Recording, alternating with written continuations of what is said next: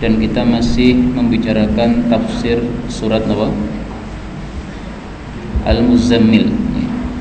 Di mana surat Al-Muzammil ini adalah surat yang sangat kental pembahasannya tentang apa? Qiyamul Lail atau tentang tahajud. Karena Allah Subhanahu wa taala memulai permulaan surat ini dengan pembicaraan tahajud dan juga menutupnya dengan pembicaraan salat tahajud. Pada ayat yang pertama Allah mengatakan, ya ayyuhal muzammil, wahai orang yang berselimut, qumil laila illa qalila, bangunlah malam tahajud kecuali sedikit.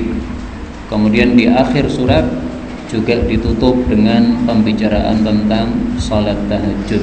Dan inilah yang akan kita bicarakan pada malam hari ini, satu ayat terakhir dari surat Al-Muzammil ayat 20. A'udzu billahi minasy syaithanir rajim. Inna rabbaka ya'lamu annaka taqumu adna min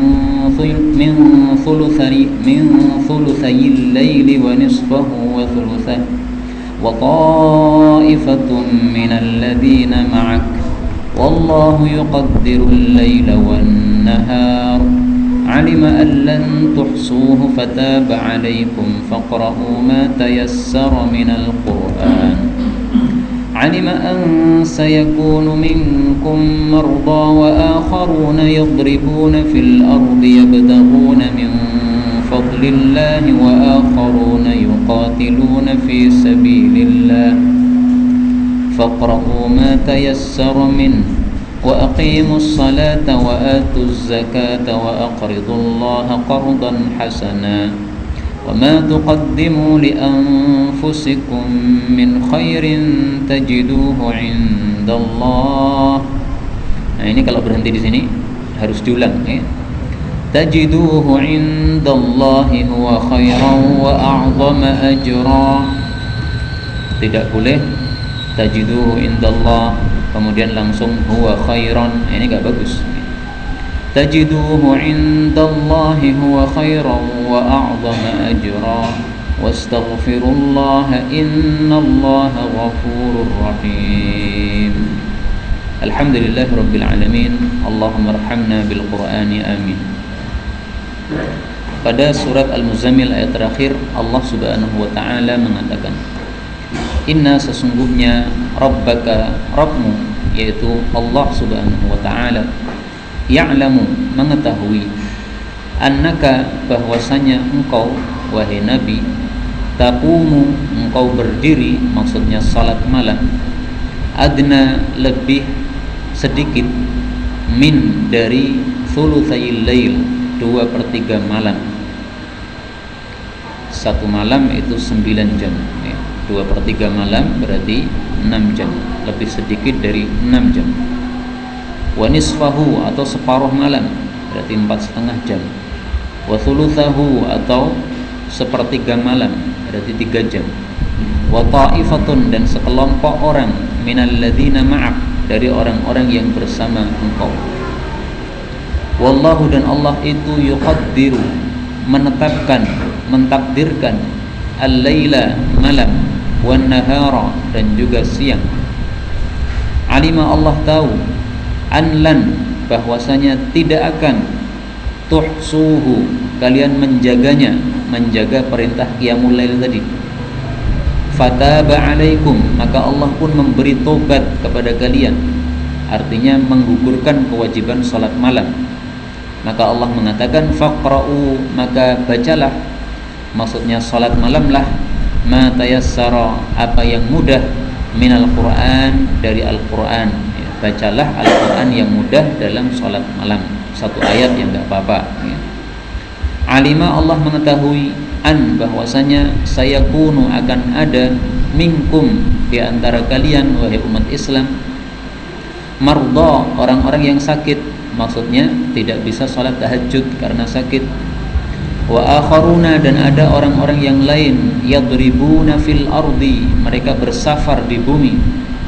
Kalau secara kamus yadribun artinya memukul okay? Tapi maksudnya safar. Karena orang safar itu pasti memukuli bumi dengan kakinya. Yadribuna fil ardi, mereka safar di bumi. Untuk apa safarnya? Yabtaghuna, untuk mencari min fadlillah, dari karunia Allah, cari nafkah atau cari ma'isyah, cari penghidupan, sehingga tidak bisa sholat tahajud karena lelah. Wa akharuna, dan ada orang-orang yang lain yang yuqatiluna, mereka itu berperang fi sabilillah, di jalan Allah Subhanahu wa taala. Maksudnya sama ya, sehingga tidak bisa tahajud karena lelah. Faqra'u, maka bacalah, yaitu salat malamlah, ma tayassara, apa yang mudah, minhu, dari Al-Qur'an.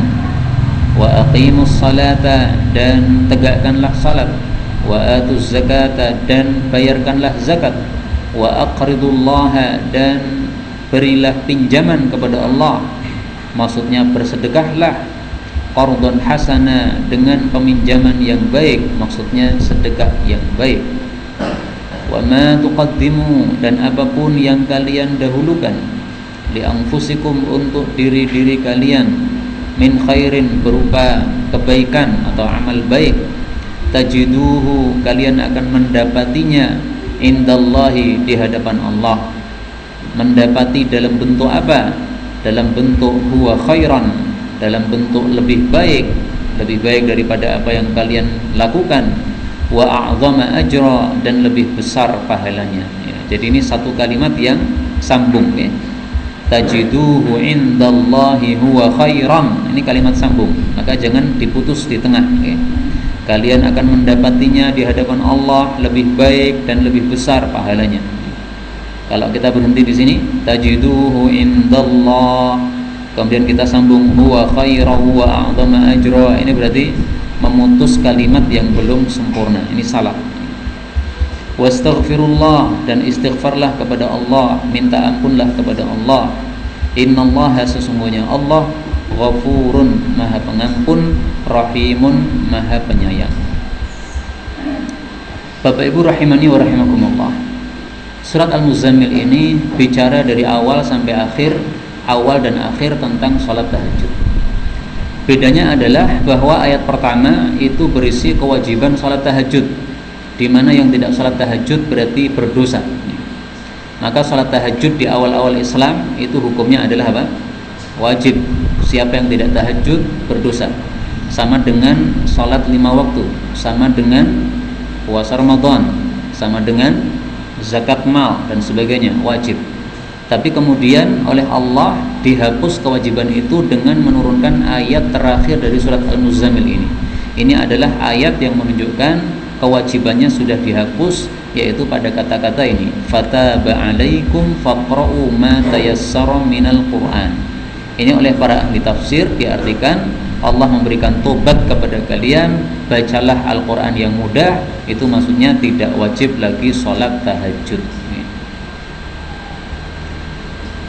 Antara ayat pertama yang mewajibkan tahajud dengan ayat terakhir yang menghapuskan kewajiban tahajud, berapa lama? Diperselisihkan oleh para ulama.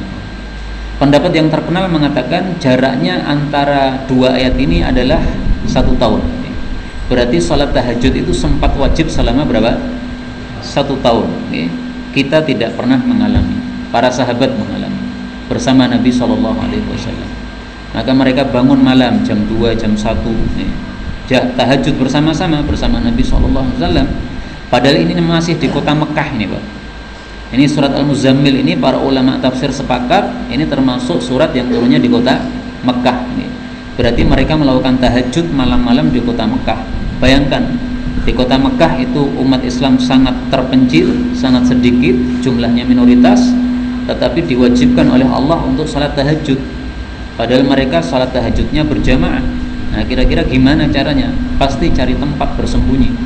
Karena kalau mereka terang-terangan melakukan, nanti akan dikerutuki oleh orang-orang kafir. Nah, maka dalam satu riwayat disebutkan bahwa para sahabat ini berada di satu tempat yang agak menjauh dari kota Makkah, keluar mungkin di padang pasir atau di daerah sekitar Mekah yang bukan di kampung kotanya, bukan di jantung kotanya, tapi agak keluar supaya mereka aman untuk melakukan salat tahajud bersama-sama Rasulullah sallallahu alaihi wasallam. Taib, itu makna secara umum ayat ini. Kemudian kita ambil beberapa faedah sebagaimana biasanya dari ayat yang panjang ini.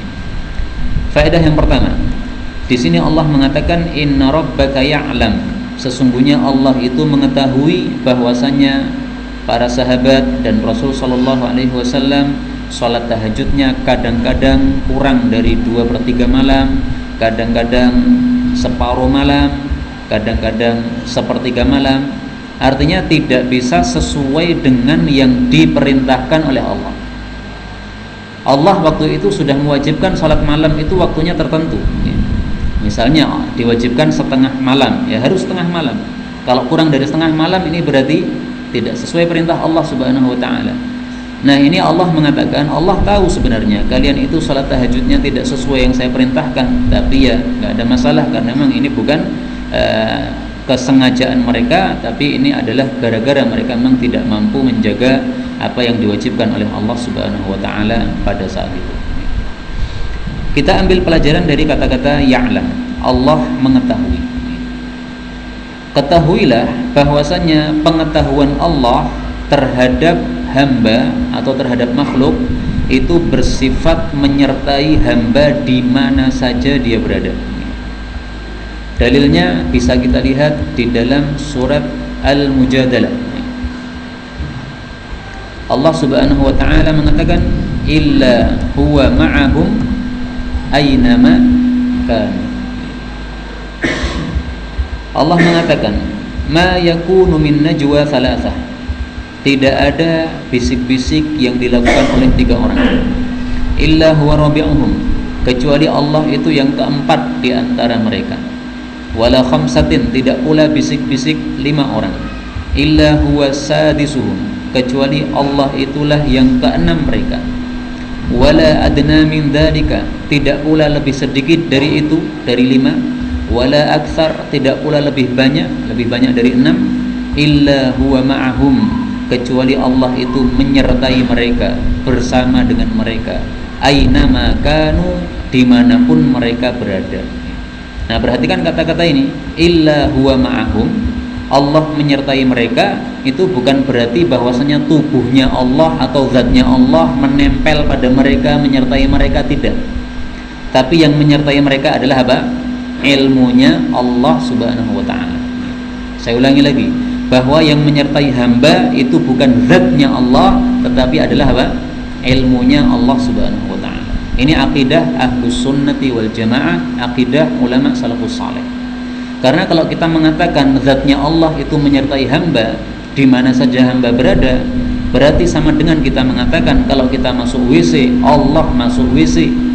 Kalau kita masuk kamar mandi, kita telanjang, Allah juga ikut masuk kamar mandi, membersamai kita telanjang. Itu tidak benar. Itu melecehkan Allah Subhanahu wa taala. Kita mengatakan Allah masuk WC, ini melecehkan Allah Subhanahu wa taala, enggak benar ya. Nah, sebagian orang itu tidak mampu untuk memahami seperti ini. Kata-kata ma'ahum, bersama mereka, diartikan ilmunya bersama mereka, itu tidak mampu memahami seperti ini. Padahal untuk memahami seperti ini sangat gampang sekali. Baca dari awal ayat.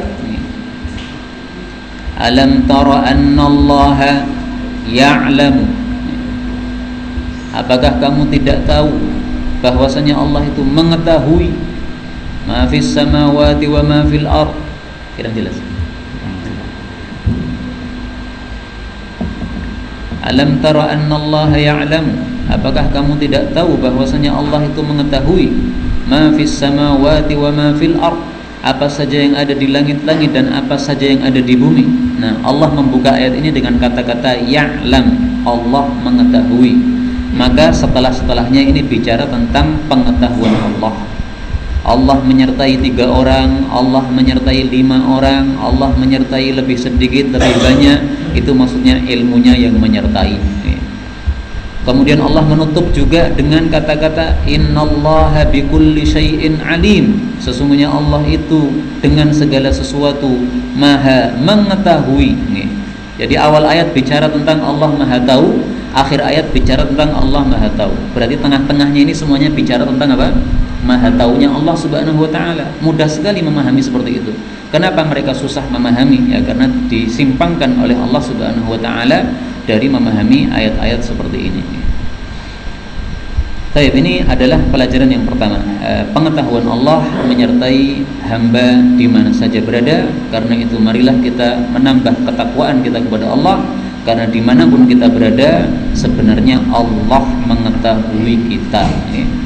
Jangan mengatakan Allah itu jauh, Allah itu di atas langit jauh, maka sehingga Allah itu tidak akan menyertai saya. Jangan begitu.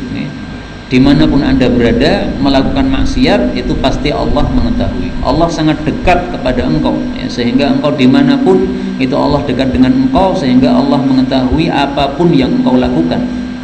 Allah Subhanahu wa taala sudah mengatakan di dalam surat Al-Baqarah,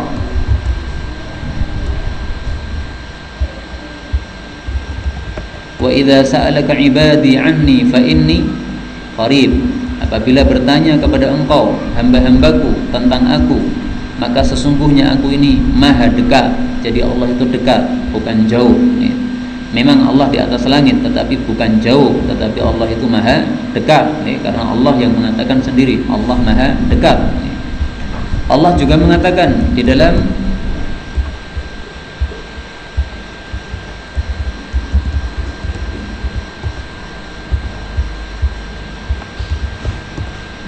surat Yunus ayat 61, wa ma takunu fi sya'nin, dan tidaklah engkau berada dalam satu kondisi apapun, ya, kondisi maksiat atau kondisi amal taat, kondisi amal baik atau amal buruk. Wa ma tatlu minhu min Qur'an, tidak pula kamu membaca Al-Qur'an. Wa la ta'maluna min amal, tidak pula kamu amalkan satu amalan apapun, baik atau buruk. Illa kunna 'alaikum syuhudan, kecuali kami Allah ini menyaksikan terhadap kalian. Jadi Allah maha dekat, maha mengetahui apapun yang kita lakukan. Il tufiduna fi, ketika kalian itu masuk di dalam amal tersebut. Kenapa? Wa ma ya'zubu 'an rabbika, memang tidak tersembunyi dari Allah mim mithqali dzarratin, seberat dzarrah semut yang kecil, fil ardi wala fis sama, baik itu di bumi maupun di langit. Wala asghara min dzalik, yang lebih kecil dari semut tadi pun sama juga tidak tersembunyi dari Allah. Wala akbar, tidak pula yang lebih besar, illa fi kitabim mubin, kecuali di dalam catatan yang atau kitab yang nyata, ya, sudah diketahui oleh Allah Subhanahu wa taala. Karena itu Bapak Ibu rahimani wa rahimakumullah, mari kita renungkan satu hadis Nabi sallallahu alaihi wasallam. Ini hadis yang sangat dahsyat, merupakan peringatan bagi kita para manusia supaya kita berhati-hati terhadap amal kita. Rasul sallallahu alaihi wasallam mengatakan, la a'lamanna, sungguh betul-betul aku akan mengetahui, aqwaman min ummati, beberapa kaum dari umatku, ya'tuna yaumal qiyamah, mereka datang pada hari kiamat, bihasanatin amthala jibali tihamah, pahala-pahala yang besar seperti gunung-gunung Tihamah, bayda, yang putih. Fayaj'aluha Allahu haba'an manthura, lalu Allah menjadikan pahalanya itu menjadi hancur, menjadi seperti debu yang bertebaran. Kenapa? Ama, ketahuilah, innahum ikhwanukum, sesungguhnya mereka itu juga saudara kalian, wa min jildatikum, dan juga kulitnya sama dengan kalian, wa ya'khuduna minal lail, dan mereka juga melakukan salat malam, tahajud, amal malam, kama ta'khudun, sebagaimana kalian juga melakukannya. Walakinnahum qaumun, akan tetapi mereka adalah satu kaum, idza khalau bi maharimillah, apabila mereka sedang bersendiri dengan keharaman-keharaman yang diharamkan oleh Allah, intahakuha, mereka melanggar atau melabrak larangan-larangan tadi. Hadis riwayat Ibnu Majah, derajatnya sahih. Jadi gara-gara dosa khalwat nih kawan. Dosa khalwat itu adalah dosa yang dilakukan ketika kita bersembunyi atau bersendiri. Kalau di depan orang lain kita tidak berani melakukannya, tapi ketika kita sendiri di dalam kamar, kita sendiri dalam kamar mandi, kita sendiri di tempat yang sepi, kita toleh kanan toleh kiri nggak ada orang, nah kemudian kita melanggar, ini namanya dosa khalwat seperti ini. Nah, dosa khalwat ini bisa menyebabkan pahala-pahala yang besar seperti besarnya gunung itu dihancurkan oleh Allah Subhanahu wa taala. Nah, maka mari kita berhati-hati karena kita khawatir kalau pahala-pahala yang kita kumpulkan dengan sholat, dengan pengajian dan membaca Quran seperti ini hancur gara-gara dosa yang kita lakukan secara apa? Sembunyi-sembunyi. Na'udzubillahi min syarri dzalik. Pelajaran yang kedua. Dalam ayat ini Allah mengatakan wallahu yuqaddirul laila wan nahar. Allah itu menetapkan malam dan siang. Maksudnya kadang-kadang malam dan siang itu lamanya sama. Misalnya siangnya 12 jam, malamnya juga 12 jam. Kadang-kadang malamnya lebih panjang, kadang-kadang siangnya lebih panjang. Nah, ini maksud dari yuqaddirul laila wan nahar. Karena itu maksud ayat ini adalah mirip dengan ayat yang lain di mana Allah mengatakan yulijul laila fin nahari wa yulijun nahara fil lail. Allah itu kadang-kadang memasukkan malam pada siang, kadang-kadang memasukkan siang pada malam. Maksudnya apa? Memasukkan malam pada siang. Berarti siangnya lebih gede, kemudian malamnya lebih kecil sehingga bisa dimasukkan. Nah, ini berarti malamnya lebih pendek. Wa yulijun nahara fil lail. Kadang-kadang Allah memasukkan siang pada malam. Berarti yang lebih besar apa? Malam. Berarti yang lebih panjang adalah malam. Nah, ini terserah Allah Subhanahu wa taala. Allah yang menetapkan seperti itu.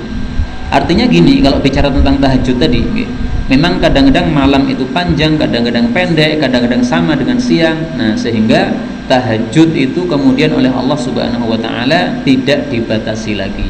Kalau zaman dulu dibatasi, harus sekian. Kalau tidak sekian maka belum melakukan kewajiban. Nah, sekarang sudah bebas kita. Salat tahajud sak rakaat angsal betul, Pak? Angsal betul.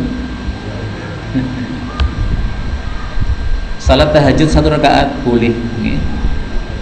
Dalilnya meskipun ini diperselisihkan oleh para ulama, tapi saya sampaikan di sini bahwasanya dalil sahih menunjukkan boleh kita sholat tahajud meskipun hanya 1 rakaat saja. Rasul sallallahu alaihi wasallam mengatakan al-witru haqqun ala kulli muslim. Salat witir maksudnya salat tahajud itu adalah keharusan atas setiap orang muslim. Faman syaa'a autara bi sab'in, siapa mau silahkan 7 rakaat. Wa man syaa'a autara bi khamsin, siapa mau silahkan 5 rakaat. Wa man syaa'a bi thalathin, siapa mau silahkan 3 rakaat. Wa man syaa'a autara bi wahidatin, siapa yang mau silahkan salat witir alias salat tahajud sak rakaat tok til, mboten napa-napa. Faman ghuliba, barang siapa yang terkalahkan alias dia sakit enggak bisa salat, maka Rasulullah tetap menyuruhnya fal yumi imaan, hendaklah salat tahajud dengan dengan isyarat. Dengan isyarat maksudnya dengan duduk. Kemudian kalau rukuk itu cuma menundukkan badan, kalau sujud itu lebih turun lagi. Ini hadis riwayat Abu Dawud, derajatnya sahih. Nah, maka boleh kita salat tahajud hanya 1 rakaat taktil, enggak apa-apa. Dalam Sahih Bukhari disebutkan bahwasanya Muawiyah radhiyallahu anhu itu salat tahajud hanya 1 rakaat. Kemudian ada orang tidak suka kepada Muawiyah, lapor kepada Ibnu Abbas, "Hei Ibnu Abbas, hal laka fi amiril mu'minin Muawiyah? Maukah engkau itu menegur Muawiyah? Fa innahu, karena Muawiyah itu ma autara illa biwahidah. Salat tahajud cuma 1 rakaat nih, padahal dia amirul mu'minin, padahal dia presiden." Qala, maka Ibnu Abbas malah mengatakan, "Ashaba, sudah benar itu." Itu sudah benar itu, maksudnya tidak salah. Salat rakaat apa 1 rakaat enggak apa-apa. Innahu faqih, sesungguhnya Muawiyah itu memang orang yang paham agama. Dia paham kalau salat tahajud 1 rakaat itu apa? Diperbolehkan oleh Rasulullah sallallahu alaihi wa alihi wasallam. Autara, melakukan salat witir Muawiyah ba'dal isya, setelah isya, bi rakaatin, hanya 1 rakaat. Wa indahu maulan li Ibnu Abbas. Waktu itu di situ ada bekas budaknya Ibnu Abbas. Fa ata Ibnu Abbas, maka dia datang kepada Ibnu Abbas. Faqala, maka Ibnu Abbas mengatakan, "Da'hu, biarkan Muawiyah begitu itu, enggak apa-apa." Fa innahu qad sahiba Rasulullah sallallahu alaihi wasallam, karena dia dulu sudah bersahabat dengan Rasul, alias pastinya dia sudah paham bagaimana aturan-aturan tentang salat tahajud yang diterapkan oleh Rasulullah sallallahu alaihi wasallam. Tapi setelah saya sampaikan bolehnya ini, jangan kemudian panjenengan mengurangi salat tahajud nih. Yang biasanya 11, jangan kemudian wah saya tak satu saja, bukan begitu nih. Kalau bisa ditambah lagi salat tahajud 40 rakaat nih.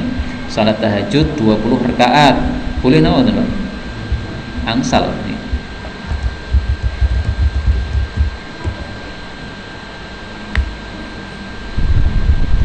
Dalam Sunan Tirmidzi saya pernah membaca bahwasanya orang-orang di masa lalu salat tarawih di kota Mekah itu adalah 40 rakaat. Wa ikhtalafa ahlul ilmi fi qiyam Ramadan. Ini perkataan Imam Tirmidzi dalam kitab sunannya. Para ulama berselisih pendapat tentang salat tahajud pada bulan Ramadan, tarawih. Fara'a ba'duhum, sebagian mereka berpendapat ayyusalliya ihda wa arba'ina raka'ah, salatnya 41 rakaat ma'al witri, plus witirnya itu sudah. Berarti 40-nya tahajudnya, witir 1. Wa huwa qaulu ahli Madinah. Mohon maaf, ini bukan Mekah ya, tapi ini adalah perbuatan ahli Madinah. Wal amalu ala hadza indahum bil Madinah, dan itulah yang dilakukan di kota Madinah. Ini zaman dulu, zamannya Imam Tirmidzi. Sekarang di Madinah sudah enggak ada lagi 41 rakaat. Wa aktsaru ahli ilm, adapun kebanyakan ulama, ala ma ruya an Umar wa Ali, sesuai dengan riwayat Umar dan Ali dan yang lain-lain dari sahabat Nabi sallallahu alaihi wasallam, yaitu 20 rakaatan. Tarawihnya berapa? 20 rakaat. Wa huwa qaulu Tsauri wa Ibnu al-Mubarak wa Syafi'i, wa qala Syafi'i wa hakadha adraktu bi baladina Makkah. Kata Imam Syafi'i, seperti inilah, yaitu 20 rakaat kami dapati di kota kami, kota Makkah. Yusalluna 20 raka'ah, mereka salat tarawihnya 20 rakaat. Nah, maka sekali lagi salat tarawih yang sudah kita lakukan, tahajud yang biasa kita lakukan 11 rakaat, jangan dikurangi gara-gara riwayat 1 rakaat tadi. 1 rakaat itu kalau kita terpaksa saja, misalnya bangun kesiangan, jam 4 kurang 5 menit baru bangun, adzan subuh jam berapa? Jam 4 nih. Nah, maka tinggal sisa 5 menit. Nah, kita salat tahajud 1 rakaat nggak ada masalah. Tapi kalau waktunya masih panjang, maka seperti biasanya panjenengan berapa? 11 nih. Kalau masih ada sisa waktu boleh tambah 20, ada sisa waktu lagi boleh 40, silahkan. Makanya Imam Ahmad mengatakan, qala Ahmad, berkata Imam Ahmad, ruya fi hadza alwanun, ada banyak riwayat dalam masalah salat tarawih ini, walam yuqda fihi bi syai'. Imam Ahmad tidak menetapkan apapun, artinya bebas menurut Imam Ahmad, mau 20 ya monggo, mau 11 ya monggo, mau 40 ya monggo, yang penting tarawihan. Baik, kemudian faedah berikutnya. Di dalam ayat ini Allah mengatakan, faqra'u, bacalah Al-Qur'an, ma tayassara, apa yang mudah, minal Qur'an, dari Al-Qur'an. Kata-kata faqra'u, bacalah, sudah saya jelaskan tadi, maksudnya adalah salatlah. Di dalam Al-Qur'an, salat kadang-kadang disebut dengan istilah bacaan, dan sebaliknya, kadang-kadang bacaan disebut dengan istilah apa? Salat. Saya kasih contoh sekarang. Salat disebut dengan istilah bacaan selain ayat ini. Faqra'u, bacalah, maksudnya salatlah. Contoh yang lain dalam Al-Quran, surat Al-Isra ayat 78, Allah mengatakan aqimis shalah, tegakkan salat, liduluki syamsi, ketika tergelincir matahari, berarti salat apa? Zuhur. Ila ghasaqil lail, sampai gelap malam, berarti melewati asar, kemudian maghrib, kemudian Isya, wa Qur'anal fajr, dan bacaan subuh, maksudnya salat subuh. Maka di sini Allah menyebut salat dengan istilah apa? Bacaan. Seperti ayat tadi, faqra'u, bacalah, maksudnya salatlah.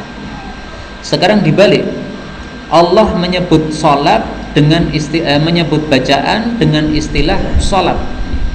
Ada pada ayat yang lain. Surat Al-Isra ayat 110.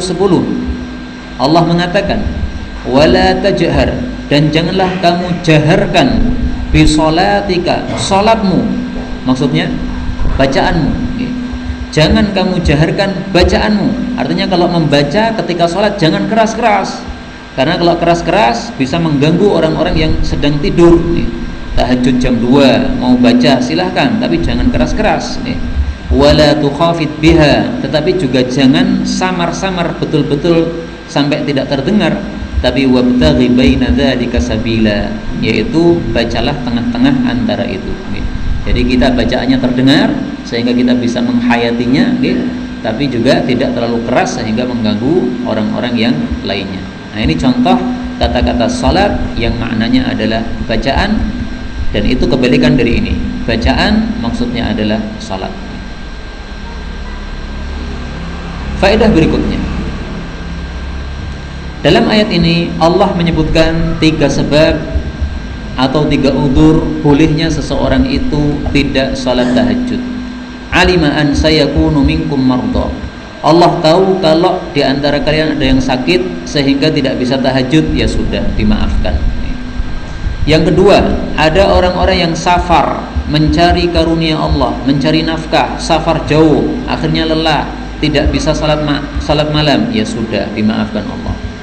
Yang ketiga adalah orang-orang yang berjihad fisabilillah sehingga tidak salat malam karena lelah, siangnya jihad fisabilillah, perang, maka tidak salat malam, dimaafkan oleh Allah. Nah, maka mari kita ambil pelajaran.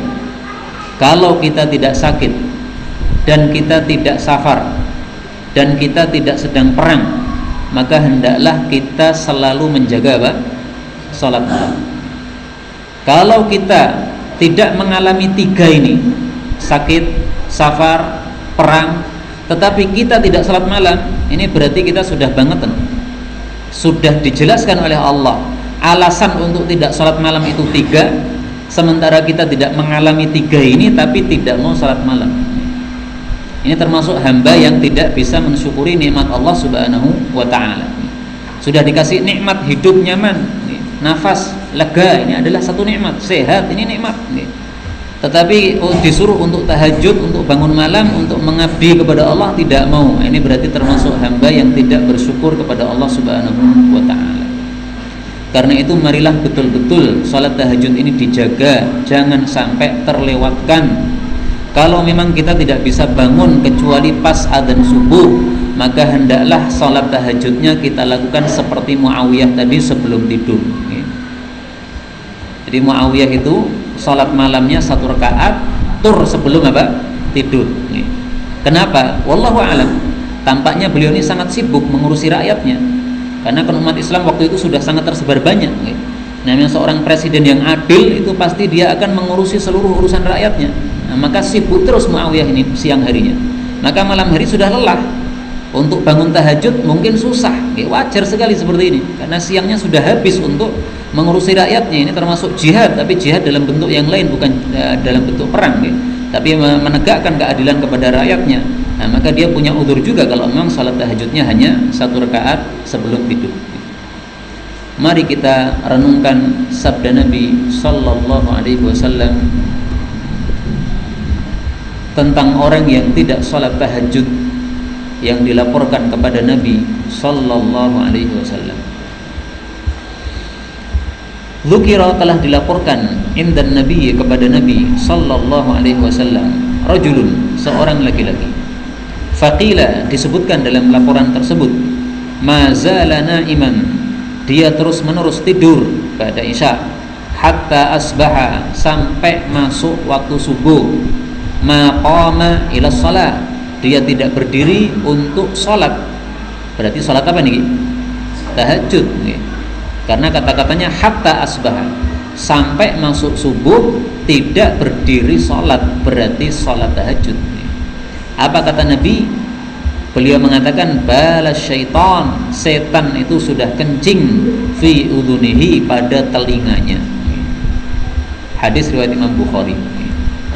Bahkan hadis ini juga diriwayatkan oleh Imam Muslim, berarti hadis ini muttafaqun alaih. Nah, maka kalau kita dari ba'da isya sampai subuh itu tidak ada tahajudnya sama sekali, itu waktu itu berarti kita sudah menjadi teman setan. Istilahnya apa nih Pak? Teman setan apa musuh setan Pak? Kalau teman maksud dikencingi. Kalau teman kan dirangkul nih. Nah ini tidak dirangkul, dikencingi nih. Berarti budak setan. Ini sudah menjadi apa? Tawanan setan atau budaknya setan, dikencingi oleh setan. Na'udzubillah. Karena itu Imam Ahmad berfatwa, orang yang tidak salat tahajud itu adalah orang yang jelek, rajulusu. Malam yutir fahuwa rajulusu. Siapa yang tidak salat tahajud itu orang jelek. Ini fatwa Imam Ahmad. Nah, fatwa ini tampaknya sesuai dengan sabda Nabi SAW yang mengatakan bahwa setan sudah mengencingi telinganya orang yang tidak bangun tahajud sampai subuh. Nah, maka sekali lagi, kalau memang kita tidak mampu salat tahajud bangun malam, maka hendaklah salat tahajudnya dilakukan sebelum tidur. Itu tidak ada masalah. Itu dipuji oleh Rasulullah sallallahu alaihi wasallam. Beliau mengatakan, "Mallam alladzi la yanamu hatta yutir." Orang yang tidak tidur sebelum salat witir duluan, itu adalah hazim. Itu adalah orang yang sudah mengikat salat witirnya sehingga salat witirnya tidak akan lepas. Hadis riwayat Imam Ahmad, derajatnya sahih. Dan ini juga adatnya Abu Bakar As-Siddiq, salat witirnya sebelum tidur. Kemudian faedah berikutnya, dalam ayat ini disebutkan selain sakit, yang menyebabkan boleh orang itu untuk tidak tahajud adalah yadribuna fil ardi, safar. Safarnya dalam rangka apa? Dalam rangka yabtaguna min fadlillah, mencari rizki, mencari nafkah, mencari ma'isyah. Berarti ini adalah satu pujian dari Allah secara tidak langsung kepada orang-orang yang safar mencari nafkah. Bapak-bapak yang keluar dari kampungnya untuk mencari nafkah, ini sesuatu yang baik. Kenapa baik? Karena dia melakukan kewajiban. Seorang laki-laki kan wajib untuk menafkahi anaknya, menafkahi istrinya. Nah, maka dia bekerja ini sesuatu yang baik. Baik bekerjanya di rumahnya sendiri atau dia keluar dari kampungnya, keluar dari kotanya, keluar dari negaranya. Ya, ada yang sampai ke Mekah, mereka kerja di Mekah, nggak ada masalah. Itu sesuatu yang baik karena itu adalah melakukan kewajiban dari Allah Subhanahu wa taala menafkahi keluarga. Satu hadis Nabi sallallahu alaihi wasallam yang menunjukkan fadilah orang yang mencari nafkah untuk keluarganya. Rasulullah mengatakan, in kana kharaja yas'a ala wuldihi sigharan. Kalau ada seseorang keluar mencari nafkah untuk menghidupi anak-anaknya yang masih kecil, fahuwa fi sabilillah, maka keluarnya itu di jalan Allah. Wa in kana kharaja yas'a ala abawaini syaikhaini kabirain. Kalau dia keluar mencari nafkah menghidupi dua orang tuanya yang sudah tua renta, fahuwa fi sabilillah, keluarnya juga di jalan Allah. Wa in kana kharaja yas'a ala nafsihi yu'ifuha, kalau dia keluarnya mencari nafkah untuk menghidupi diri sendiri, fahuwa fi sabilillah, itu juga di jalan Allah Subhanahu wa taala. Hadis riwayat Tabarani, derajatnya sahih. Bahkan saya menemukan satu kitab yang bagus. Ini kitabnya berisi hasungan untuk bisnis atau untuk dagang. Al-hathu 'ala tijarah was sina'ah, hasungan untuk berdagang dan sina'ah. Sina'ah itu memproduksi sesuatu kemudian dijual. Ada seseorang bertanya kepada Imam Ibrahim An-Nakhai. Imam Ibrahim ditanya an rajulin, tentang seseorang yatrukut tijarah, dia meninggalkan bisnis, tidak mau bisnis. Untuk apa? Yuqbilu 'ala shalah, supaya dia bisa sholat terus menerus, sholat sunnah terus. Warajulin, ada satu lagi orang laki-laki, yashtaghil bit tijarah, yang dia sibuk mengurusi bisnis untuk menghidupi keluarganya. Ayyuhuma afdal, mana di antara dua orang ini yang lebih afdal, yang sholat tok apa sing pakai bisnis? Qala, maka beliau mengatakan at-tajirul amin, pebisnis yang terpercaya, yang jujur, itu adalah lebih afdal daripada yang sholat tok. Ini satu hasungan, bahwasanya kita mencari nafkah itu tidak ada masalah karena kita melakukan kewajiban untuk memberi nafkah kepada anak dan istri kita. Nah, di sini satu pujian Allah kepada orang yang mencari nafkah apa? Yaitu diseimbangkan dengan nomor 3 ini, wa akharuna yuqatiluna fi sabilillah. Orang yang keluar mencari nafkah diseimbangkan dengan yang keluar untuk jihad fi sabilillah.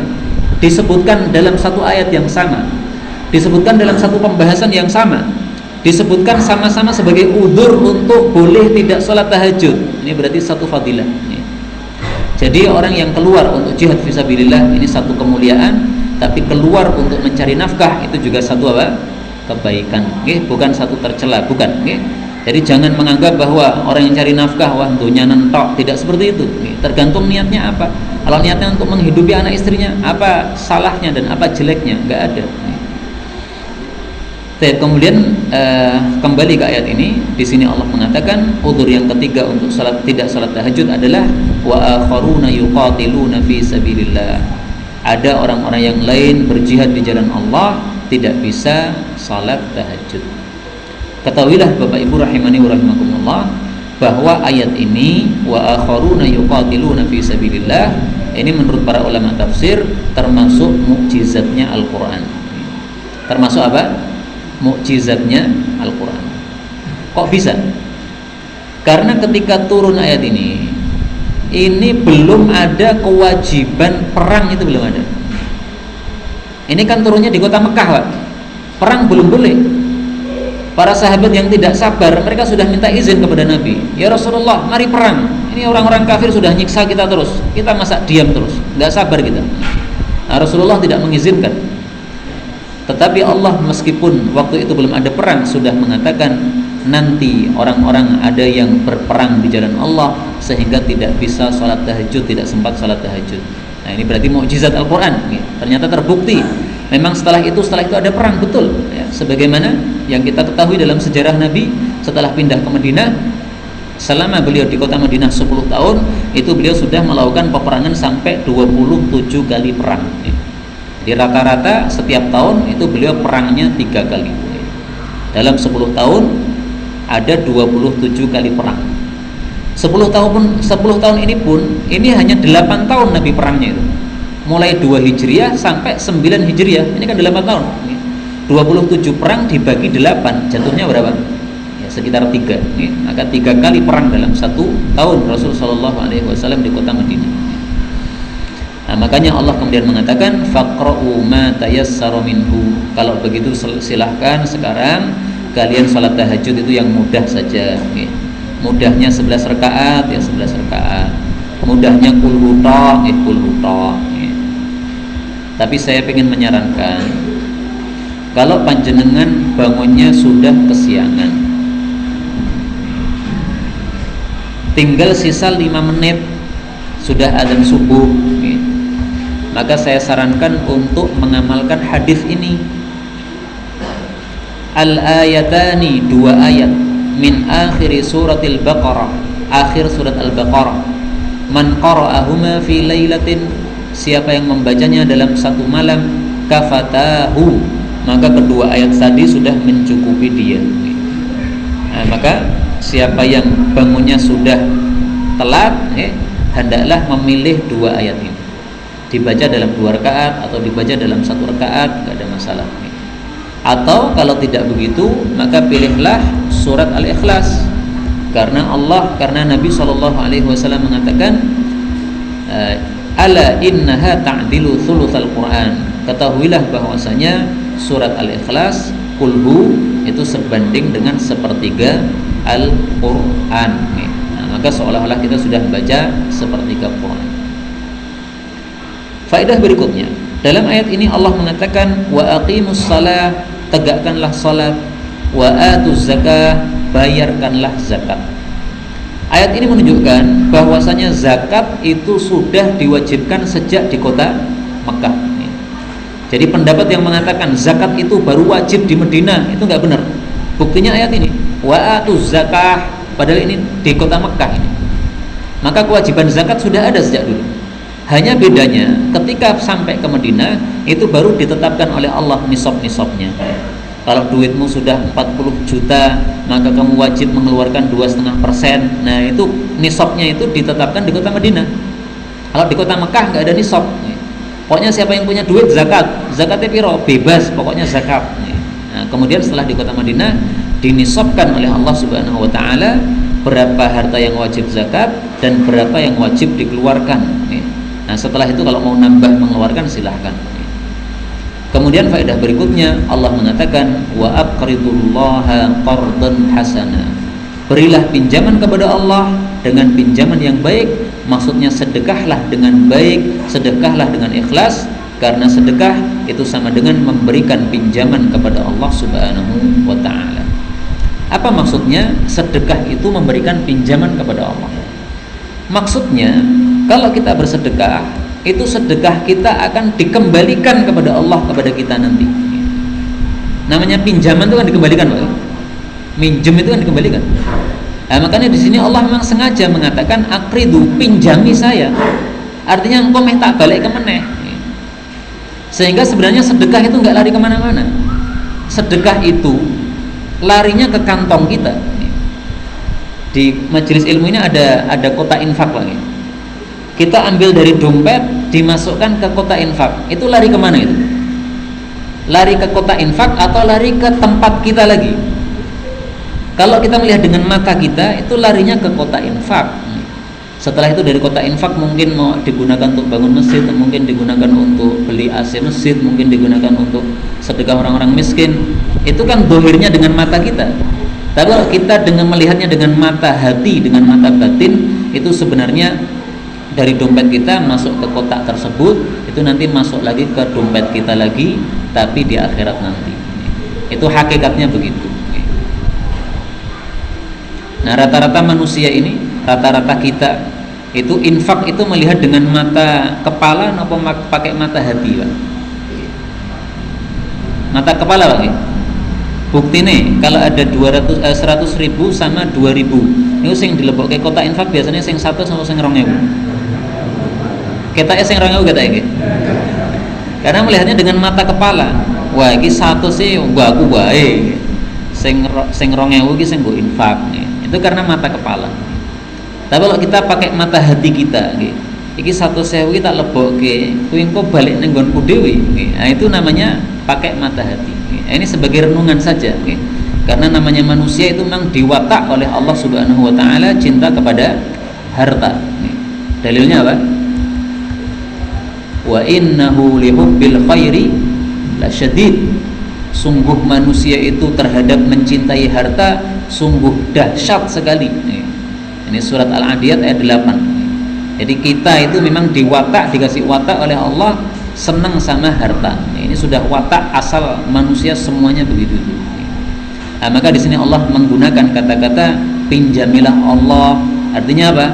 Kamu infak itu tidak lari kemana-mana. Itu hanya kamu pinjamkan, nanti tak balik ke mana.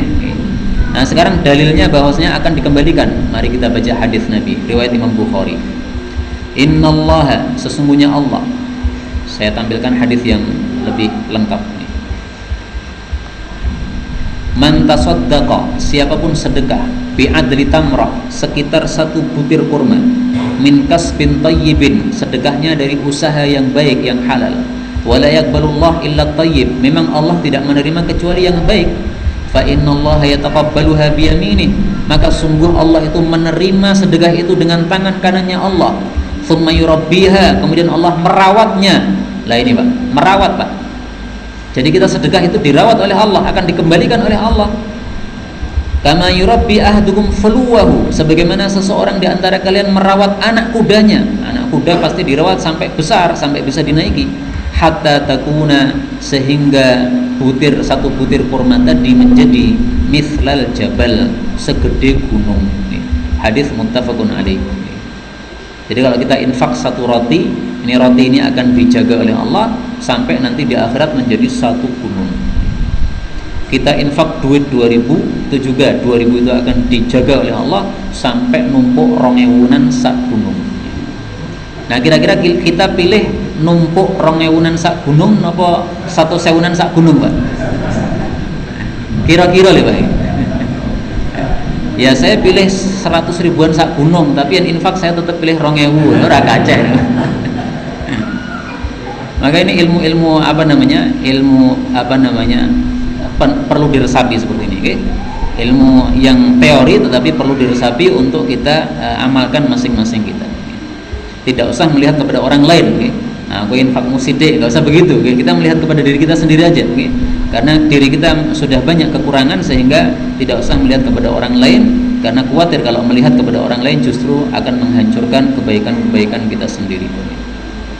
Tapi kemudian uniknya di sini Allah Subhanahu wa taala setelah menyuruh kita untuk infak, dan Allah mengatakan apapun yang kalian segerakan untuk diri kalian maka kalian akan mendapatkan pahalanya lebih baik, lebih besar pahalanya di hadapan Allah nanti. Setelah Allah mengatakan seperti itu, Allah mengatakan wastaghfirullah, istighfarlah kepada Allah. Setelah Allah menyuruh kita infak, menyuruh kita istighfar, kira-kira sebabnya apa nih, Pak? Infaklah dan istighfarlah. Ini berarti kita dalam beramal kurang sempurna. Setelah sholat kemudian salam, yang dibaca pertama kali apa? Astagfirullah, astagfirullah, astagfirullah. Kenapa? Amal kita kurang sempurna. Pas sholat teringat pekerjaan belum selesai, teringat utang, teringat bisnis, teringat nota dan sebagainya, macam-macam. Teringat nikah meneh, teringat nopo macam-macam. Nah, ini menyebabkan apa? Salatnya tidak sempurna sehingga disuruh untuk istighfar kepada Allah Subhanahu wa taala. Nah, tampaknya ini juga seperti itu. Amal kita, sedekah kita, puasa kita, salat kita, baca Quran kita, semua amal kita kurang sempurna, maka Allah menutup dengan wastaghfirullah, istighfarlah kepada Allah Subhanahu wa taala. Dan ayat ini ditafsiri oleh Ibnu Katsir dengan perkataan maksud wastaghfirillah adalah aktsiru, perbanyaklah, min dzikrillah, zikir kepada Allah, wastighfarihi, dan juga perbanyaklah istighfar kepada Allah, fi umurikum kulliha, dalam semua urusan kalian. Tidak hanya dalam salat saja, tidak hanya dalam sedekah saja, tetapi dalam semua amal kita disuruh untuk istighfar kepada Allah, memperbanyak istighfar kepada Allah, karena memang kita masih sangat banyak kekurangan di dalam kita beramal. Maka kita tutup juga pengajian-pengajian seperti ini dengan istighfar, membaca doa kafaratul majlis kepada Allah Subhanahu wa taala. Wallahu taala alam bisawab, walhamdulillahi rabbil alamin.